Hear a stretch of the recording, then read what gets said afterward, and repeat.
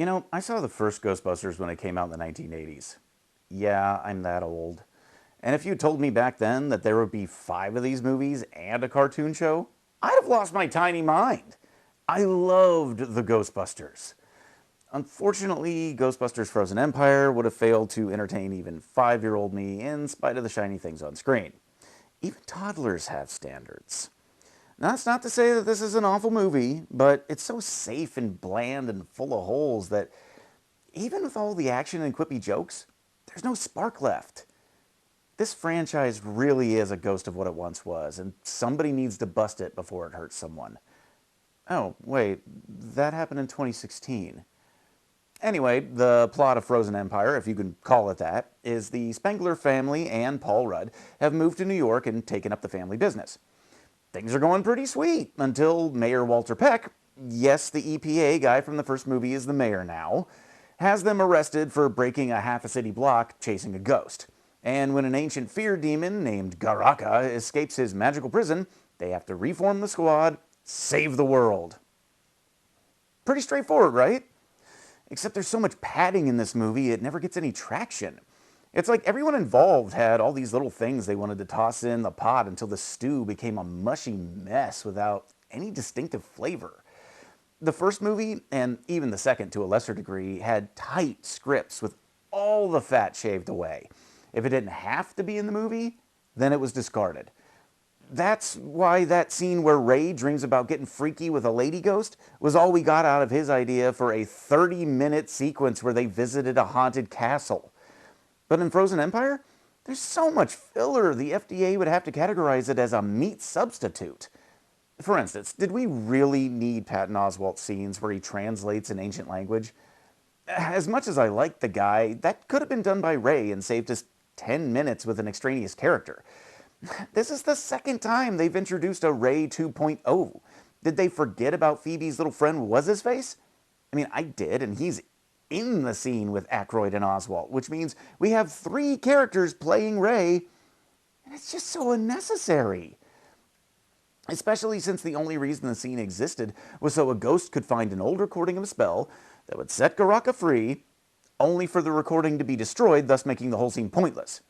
And it's doubly pointless since the movie tells us that Garaka already has a plan to get the spell another way, which works perfectly, even though it was dumb as all get out and only exists so Phoebe can have an underage sexual tension moment with a ghost and almost have a little lesbian smoochie. Because Phoebe's gay for Ghost, by the way, because of course she is.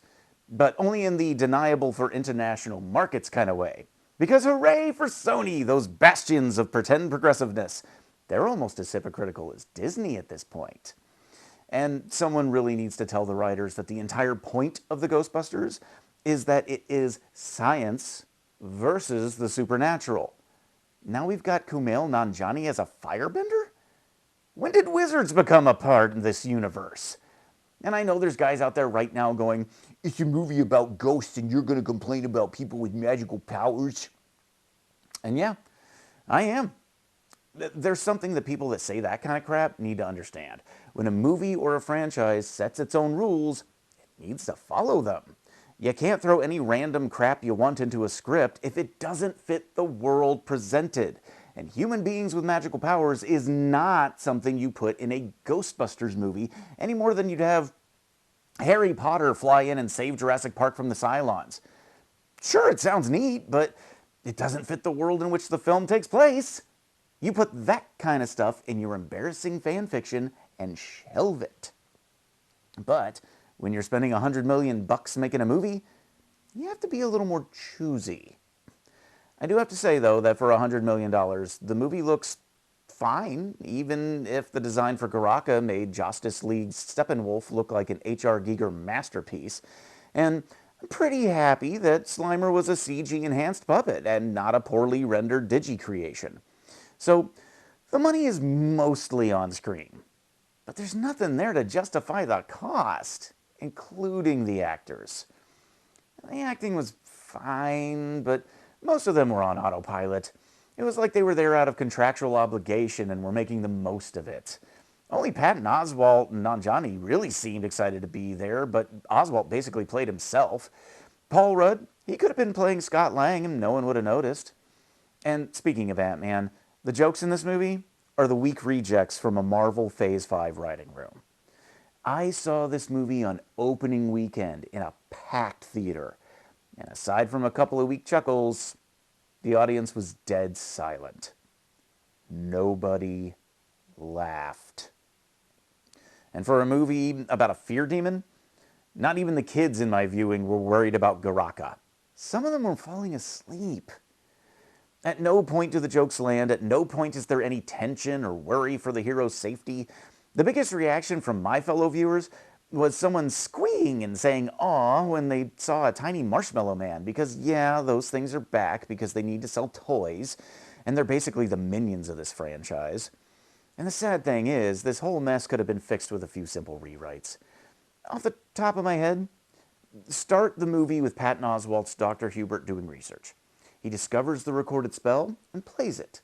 Across town, a museum is opening a new exhibit with a mysterious brass orb.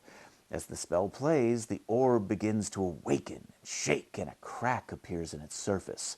Garaka's prison is broken, and he can escape, slowly regaining his powers as the film goes on. Meanwhile, the Spengler family, having reopened Ghostbusters headquarters in New York, are responding to calls about mysterious goings-ons. They begin to piece together the clues that will lead them to confront Garaka. Yeah, I know, it's formulaic, but it's a solid foundation, and you could build on that to create something engaging and fresh. And I wrote that just now. But instead, we get tired actors and a nonsensical script, and the producers are just hoping that the remember berries will make your brain do a happy. In all, this was a missed opportunity to build on the goodwill from the apology tour that was Ghostbusters Afterlife. But instead of building on goodwill, they went to Goodwill and got a couch. It's not groundbreaking, and it looks terrible with the drapes, but at least we've got someplace to sit. But what did you guys think of Ghostbusters Boring Empire? Love it? Hate it? Let me know in the comments. Subscribe for more reviews, and until next time, happy viewing!